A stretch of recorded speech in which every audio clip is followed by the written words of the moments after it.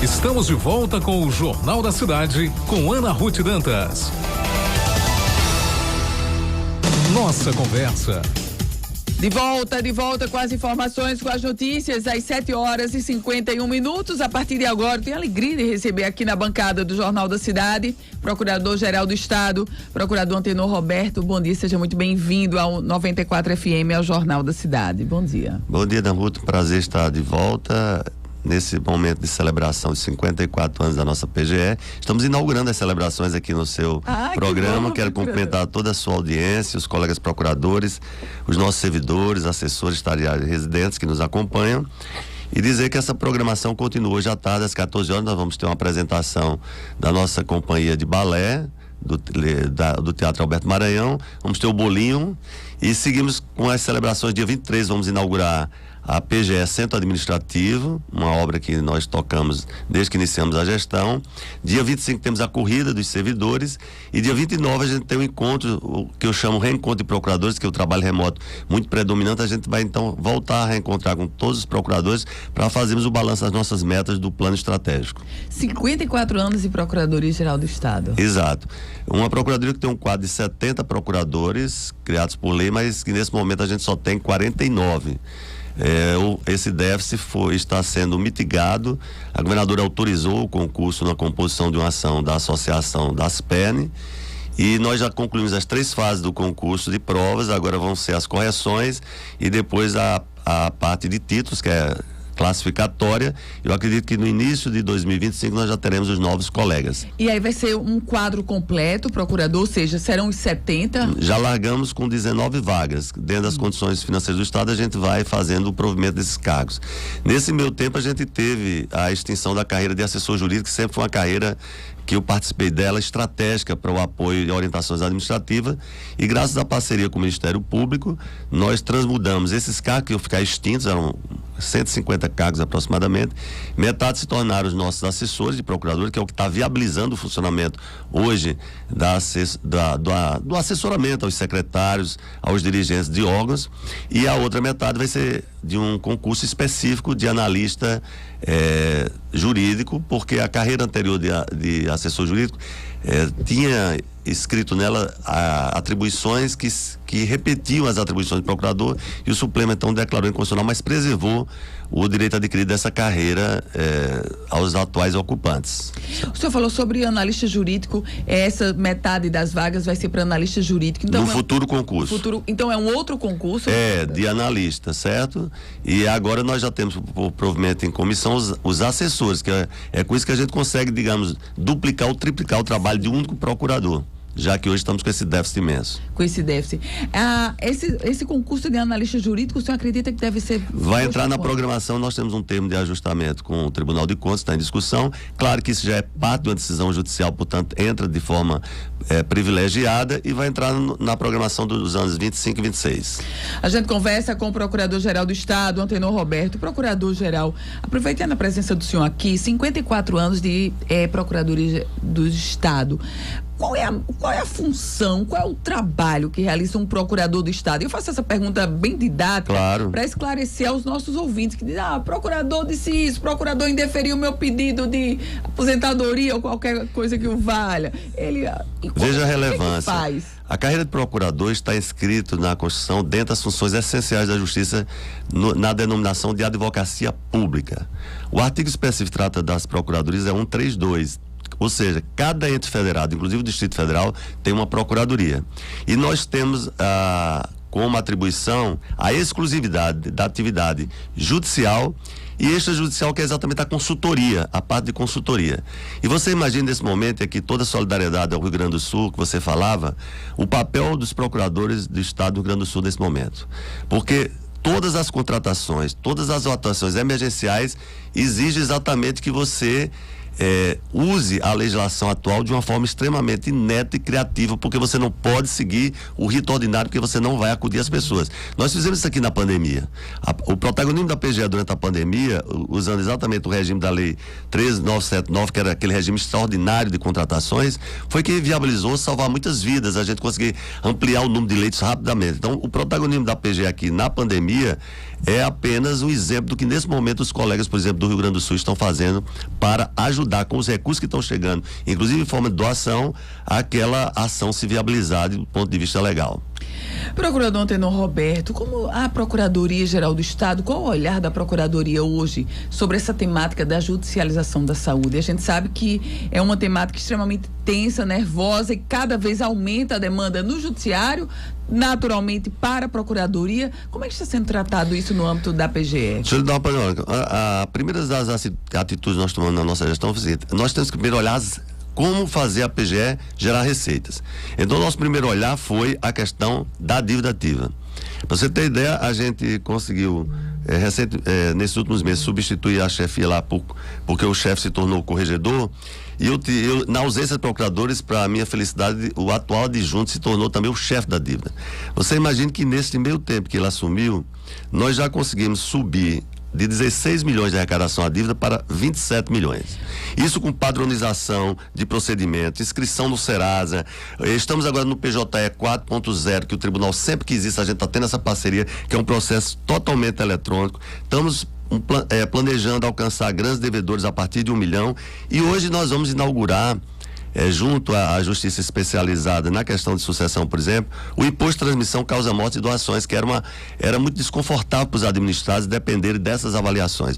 Então nós mudamos a visão, ou seja, a dívida, ela não tem uma visão punitivista. A nossa visão é criar mecanismos para que os administrados, as empresas, pessoas jurídicas, empreendedores possam organizar a sua situação empresarial. Porque o papel de um governo desenvolvimentista como o nosso, nós temos todo o apoio da governadora para isso, é facilitar dentro da lei a regularização das pessoas. Como é que está sendo feito isso, essa regularização? O senhor falou desse aumento na arrecadação na dívida ativa. Está sendo buscada... Além do refis, que já era uma coisa que a gente vinha administrando, hoje as pessoas que têm os seus parcelamentos, elas podem regularizar esse parcelamento. Na hora que ela recebe uma notificação do Serasa, ela vai lá e faz compartilha as condições que pode fazer, vai negociando dentro das suas condições. Portanto, para se regularizar, nós temos que também nós permitimos precatório. O Rio Grande do Norte acumulou uma dívida milionária. O nosso governo foi obrigado a começar a pagar esses precatórios, que pagava-se muitas vezes apenas com o que existia de depósitos judiciais. Agora nós estamos com os editais que permitem pessoas, por exemplo, com um deságio, entrarem numa fila de concorrência diferente. Nós estamos fazendo diversas transações nessa questão que envolve precatório, discutindo com o Tribunal de Justiça, com o TRT, e agora nós estamos propondo ao governo criar uma lei de transação que não é para o precatório, mas para todas as dívidas que as empresas vão ter.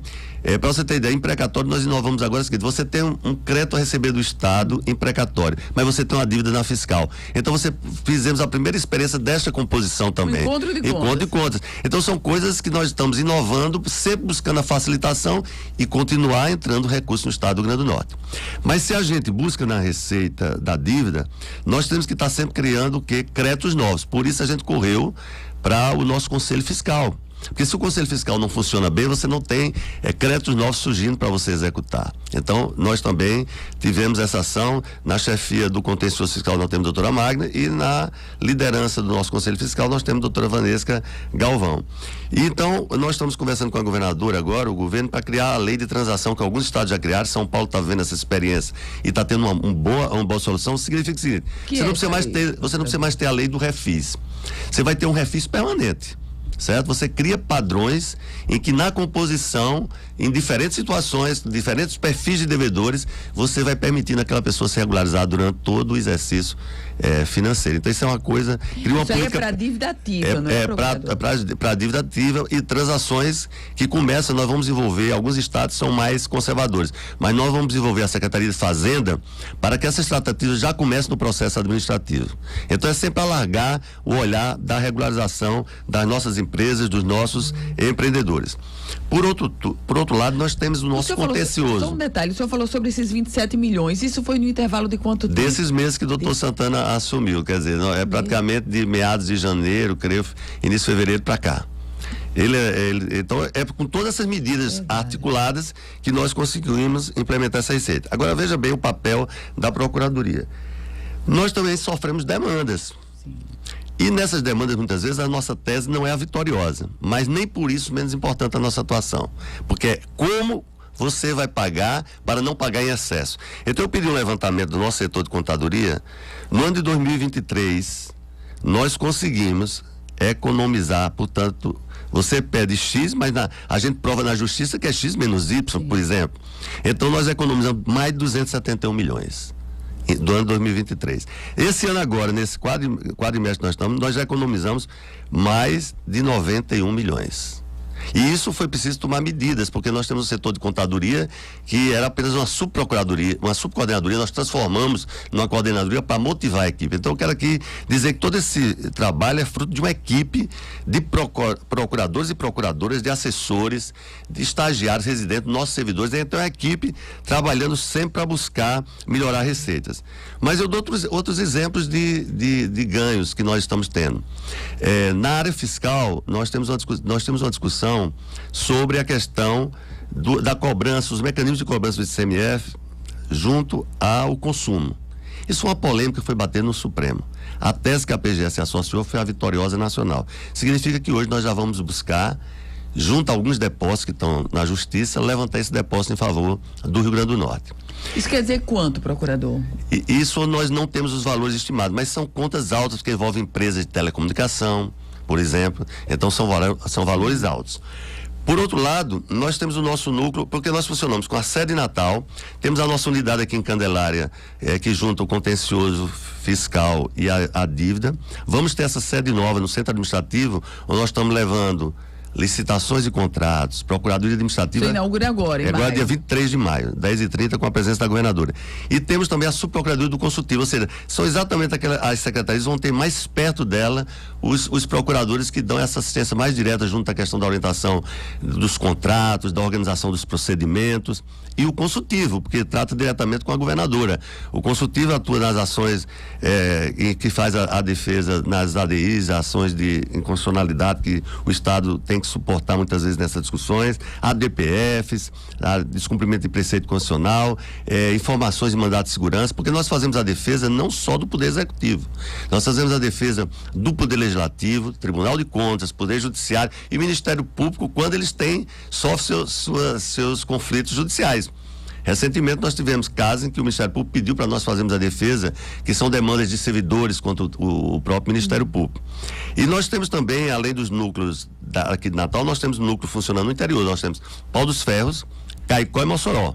E temos o núcleo de Brasília. Recentemente nós temos que realçar a importância desse núcleo de Brasília, porque as demandas contra a administração pública mais complexas, inexoravelmente, ou elas vão ao STJ, vão ao Supremo, se for trabalhistas, vão ao Tribunal Superior do Trabalho. Então nós temos um núcleo em Brasília muito precioso para nós. E para você ter ideia, uma causa de 20 anos que é o Fundef, coube a nós agora no governo da professora Fátima, colhemos os frutos de uma procuradoria que trabalhou 20 anos. Significou, no primeiro momento, eu estava pegando aqui o valor do nosso, foram quase 400 milhões, quase 300 milhões o incontroverso. Com isso, nós construímos 10 novos institutos estaduais. Alguém disse, por que o governo está tendo dinheiro para construir institutos estaduais? É com dinheiro do Fundef. É com dinheiro do Fundef. E é vinculado. Esse dinheiro você só pode usar para agregar valor na educação. E pagamos mais de 160 milhões de bonificação aos professores, frutos desse Fundef. A parte incontroversa, nós finalmente fizemos um acordo. A parte controversa, fizemos um acordo agora com a AGU. Vão ser 3 parcelas de 190 milhões que vão ingressar, fruto dessa nossa atuação também. Procurador Antenor Roberto, e com relação à judicialização da saúde, como é que a Procuradoria está lidando com isso? Todas as procuradorias tiveram muita dificuldade de lidar com esse tema, porque o Poder Judiciário foi assumindo a seguinte postura: a Constituição criou um sistema tripartite. Vocês têm que se entender, porque nós não queremos mais estarmos arbitrando isso. Mas na prática, como é que se arbitrava? A robótica porque do jeito que nós temos a advocacia pública estadual, tem a advocacia pública federal. Você tem, por exemplo, a AGU, o Procuradoria da Fazenda. Sim, claro. E eles estão anos-luz na questão tecnológica. E a União é sempre mais viabilizada, digamos assim. Pra você ter ideia, a robótica impede que um juiz hoje localize uma conta com o CNPJ de qualquer órgão da União para bloquear, mas o do Rio Grande do Norte eles encontram rapidamente. Bom, mas o que é importante dizer? Que essa judicialização, ela caminha para uma maior racionalidade. De tanto essa judicialização e ter essa crítica da intervenção do Poder Judiciário, mas precisava ter mesmo essas mediações, porque tratamentos caríssimos, e tinha o direito de compensação, que nunca acontecia. Então, nós, em torno da banca do ministro Gilmar Mendes, está havendo uma grande conciliação envolvendo o Conselho de Secretários Estaduais, de Conselhos Municipais de Saúde, a AGU, as PGEs de todo o Brasil e as Procuradorias do município, e que isso foi objeto de audiências públicas, de muita conversa. Vai haver agora uma parametrização para os juízes poderem melhor atuar. Vai se criar um valor de alçada para saber se aquela causa se decide na Justiça Estadual ou na Justiça Federal, por exemplo. Se isso não é uma solução perfeita, mas vai ser a solução ideal que vai se criar. Mas vai ser pelo valor, procurador? A alçada vai ser um dos determinantes, porque os regimes terão que se compensar. Se eu pagar uma conta que era de Ana Ruth vai ter que me ressarcir disso. Então, todos esses procedimentos vão ser tabelados, e eu acho que isso vai ser um grande avanço, porque isso também vai diminuir digamos, esse sofrimento de quem busca a justiça para uma solução, e que às vezes tem que enfrentar discussões de competência, de jurisdição. Então, a partir da parametrização das patologias e dos protocolos medicamentosos, você vai poder então ter mais segurança. A própria advocacia que vai demandar, a Defensoria Pública, vai ter mais segurança na busca de qual juiz, se é a Justiça Federal, se é a Justiça Estadual, em que ele vai buscar a solução para a sua questão. A gente conversa com o Procurador-Geral do Estado, Antenor Roberto, procurador. Mas a gente teve alguns avanços importantes, eu quero registrar, porque a gente tem um núcleo de saúde dentro do contencioso, doutora Adriana, doutor Gabriel participam disso, e, por exemplo, o home care, que era muito... era muito aberto, não tinha muito controle dessa situação, nós conseguimos, junto à Justiça, criar mecanismos mais seguros de dizer, existe caso que é para home care, mas existe caso que não é para home care. Porque às vezes, quando é contra o Estado, um ente público, você tem a ideia de que tudo pode. Mas a Justiça hoje, inclusive nós temos conciliação no Tribunal de Justiça hoje, nós temos a doutora Valéria, que lidera com muita preciosidade, sabendo que aquilo é o dinheiro público, precisa ser bem, não é só porque pede quanto o Estado tem que dar, tem que saber se aquele tratamento é experimental, se tem informações científicas de segurança para aquele tratamento. Então, hoje já existe também muita composição que nós fazemos em conciliação junto ao Tribunal de Justiça, para os próprios defensores já têm mais consciência hoje, e muitos juízes já incorporam a ideia que não é porque tem um pedido, claro, todo mundo quer salvar uma vida, mas é preciso ter parâmetros seguros porque o orçamento pertence a todos nós. Então, na área da saúde, nós já avançamos com essa consciência. Não está no ideal, mas eu creio que agora, com a conclusão dessa mediação com o ministro Gilmar Mendes, o administrado vai ter mais conforto, mais segurança na hora que for buscar a discussão judicial, e o Estado vai ter mais segurança na hora de fazer o pagamento e a entrega dessa providência. Procurador Antenor Roberto, o senhor dedicou com muita atenção a questão da dívida ativa, mas tem uma parte da dívida que é o chamado crédito podre. Como é que a Procuradoria lida com esse... O crédito podre é aquele, para o ouvinte entender, é aquele valor que as pessoas estão devendo e não se tem mais expectativa de receber. Há como modernizar ou retomar a cobrança desse crédito podre, ou simplesmente colocá-lo, tirar de linha? Como é que no Brasil inteiro, você sabe que há dívidas que serão irrecuperáveis. Exatamente. Então, em vez de você gastar toda a energia, sua máquina, para algo... hoje a própria Justiça, ela quer que você, para fazer uma persecução fiscal, você mostre que aquela empresa ou aquele empreendedor tem um bem que possa responder por aquilo ali. E até R$10.000 hoje você já não precisaria mais, a máquina judicial hoje já não autoriza mais o prosseguimento desses feitos. Você tem que buscar administrativamente, tem que buscar em Serasa, outras formas. A gente inclusive tem um acordo com o Banco do Brasil que facilita para nós também essas cobranças. Hoje as pessoas vão para a Serasa devendo ao Estado a partir de qualquer valor. Aí valor e procura exatamente. Hoje tem sido muito grande a procura para regularizar, porque às vezes a pessoa nem lembra mais daquele débito. Tem muitos débitos desses que são oriundos exatamente às vezes de Detran, do departamento estadual. Então, às vezes, não é nem má fé das pessoas, é porque cai no esquecimento, foi um negócio de exercícios anteriores. Então, a gente permite essa pessoa, na hora que ela vai querer regularizar a vida dela, que ela possa organizar. Porque, às vezes, você... Procuradoria, busca a procuradoria? Aqui, sempre busca a procuradoria aqui no endereço dela em Candelária e também lá na nossa sede, na Afonso Pena. Hoje, digamos, a popularização da PGE caminha a passos largos por essas questões. As pessoas recebem as notificações, as cartinhas e procuram, então...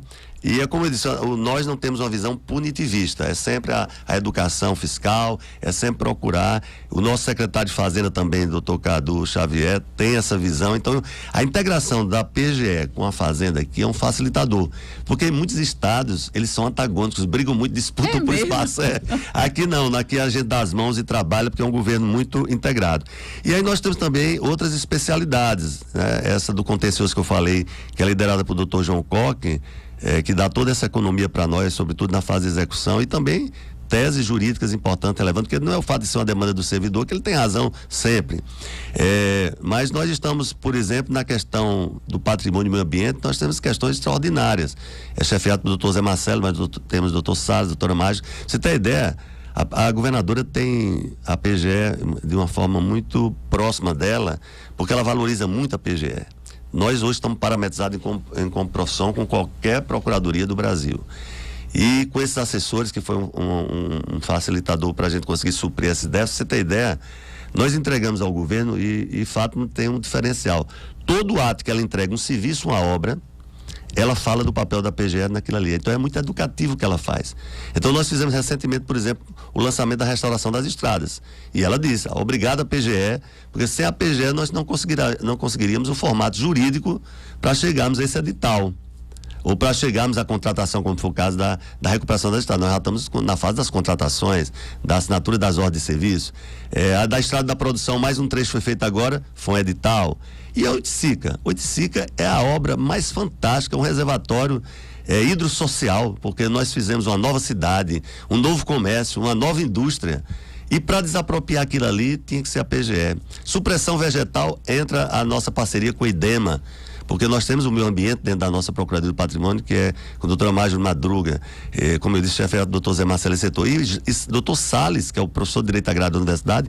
Nós temos muito orgulho dele no nosso quadro. As soluções para desapropriação, por exemplo, a Oiticica estava quase pronta quando se descobriu que a poligonal precisava de correções e tivemos que fazer outras desapropriações, mas de uma forma criativa. Agora fizemos só os servidores de passagem. Nós temos o Protransporte, que é a obra mais importante dentro da cidade natal, que se arrasta, porque aqui no Rio Grande do Norte tudo se arrasta, certo? E muita coisa. Esses 4 anos que eu estive vice-governador, foi a experiência extraordinária, mais importante, junto com essa de procurador do Estado, que eu juntei as duas coisas, né? E eu sempre dizia, governadora, é o fantástico estado do Rio Grande do Norte, governadora. E a gente tem que ter muita cabeça para encontrar soluções. Então, agora, finalmente a Caixa... O que é que aconteceu, para você ter ideia? A Justiça levou muito tempo para a gente convencer o Supremo de que Ana Ruth é uma secretária. Ela está à frente de um convênio ou de transferência de recursos numa obra como essa Protransporte, e que a parceria nossa com um órgão da União, a Caixa Econômica Federal, eu tenho uma contrapartida, mas o dinheiro principal vem de fora. Como é que essa conta pode sofrer um bloqueio para pagar uma questão de saúde? Então, quando a gente ia completar as indenizações, o dinheiro bloqueado. A Justiça tinha suas razões para fazer o bloqueio, até que finalmente nós conseguimos uma discussão dizendo o seguinte: este tipo de convênio não pode ser bloqueado, porque como é que aquele gestor vai prestar conta? Porque é uma espécie de verba carimbada. Carimbada, como é que quer dizer, aquele gestor vai ser punido por algo que ele não concorreu, porque ele estava fazendo a gestão da conta e de repente vê um bloqueio de uma cidade do interior num procedimento, por exemplo, porque a robótica alcança facilmente os nossos CNPJ, né? Então, isso atrasou muito essa questão da Moema. Nós estamos na fase agora da Moema. Isso vai seguir, o doutor Salles está se debruçando sobre isso. E aí nós temos que montar forças-tarefa, é sempre assim, porque é doutor Salles, um procurador só, com a força-tarefa no Protransporte, uma força-tarefa em Oiticica, uma força-tarefa no Ecoposto. Então são muitas forças-tarefas que a gente constitui, como agora vamos ter que fazer uma para a saúde. Está em gestação a nova força-tarefa para a saúde, que é o problema de um custeio sofrível, né? A gente não consegue ter recurso suficiente para dar o custeio suficiente. Então você tem que racionalizar, mas nós estamos dizendo nessa o seguinte: vamos encontrar uma forma de o pouco que a gente tem gastar melhor ainda. Então nós vamos agora escrutinar contratos para a gente ver o que a gente pode racionalizar, porque o dinheiro será sempre pouco. Essa é a realidade, porque sempre vem situações novas que exigem do Estado acudir aqui e acolá. Então você precisa se preparar, e nós estamos agora instituindo uma força-tarefa, como fizemos uma para terminar o Iticica, porque a inauguração terá que ser até dezembro, estamos fazendo uma na área da saúde. Então, por onde você olha nossas especializadas, eu quero aqui agradecer o esforço, porque de 70 procuradores nós estamos atuando com 49, a essa equipe de assessores, que foi graças a um acordo com o Ministério Público e a governadora aqueceu também, nós temos essa força importante, nossos residentes, estagiários e nossos servidores, né? Porque os servidores da nossa Procuradoria, exemplo dos servidores do Estado do Rio Grande do Norte, são servidores já bastante longevos, muitos no abono de permanência, né? Se eu digo, desse quadro de procuradores, eu tenho 12 no abono de permanência, inclusive eu que estou aqui falando. Então nós temos essas especialidades, mas eu quero dizer a você, Ana Ruth, que a gente fez um planejamento estratégico em parceria com o Tribunal de Contas, que nos assessorou, mas já estamos no plano. Então hoje na PGE você tem metas a alcançar em todas essas áreas. Então nós vamos celebrar agora, dia 29, fazendo o balanço das principais metas desse exercício de 2023 e desse primeiro quadrimestre de 2024. Então são as entregas que nós estamos sempre buscando dar ao povo do Rio Grande do Norte. Procurador-Geral do Estado, Antenor Roberto, muito obrigada, procurador, por sua participação aqui do Jornal da Cidade. Eu desejo um excelente dia e sucesso nesse calendário de eventos para comemorar os 54 anos da Procuradoria. Pois é, e veja que nós temos também a parte administrativa, construindo pareceres referenciais, porque com essa inconstitucionalidade da caída de assessor jurídico, todos os processos administrativos caíram na PGE. Então a gente teve que organizar, agora estamos fazendo os pareceres, foi um momento, dentro da crise que surgem as soluções também. E aqui que você falou, nós já estamos de olho na questão da robótica, de avançar na tecnologia, criamos um comitê de TI, porque a questão da inteligência artificial também nós vamos ter que introduzir, como todos os estados estão fazendo. E hoje nós temos um colégio de procuradores gerais, o COMPEG, que troca essas experiências, cada um dentro da sua autonomia, mas troca essa experiência. E eu quero dizer que o papel das procuradorias gerais está cada vez mais realçado, e mais uma vez o sofrimento aqui do Rio Grande do Sul receba a nossa solidariedade, e os colegas procuradores e procuradores do Rio Grande do Sul que estão vivendo também dias desesperadores e tendo que atuar para encontrar as soluções para que aquele povo possa mitigar esse sofrimento. Por isso que o meio ambiente é tão importante. Nós temos uma especializada em meio ambiente e a conta chegou, a natureza chegou com sua conta para dizer que a humanidade tem que caminhar pelo desenvolvimento, com inclusão social, mas tem que saber fazer um desenvolvimento sustentável. Obrigada, procurador. 8h17, a gente faz o intervalo e se encontra em instantes.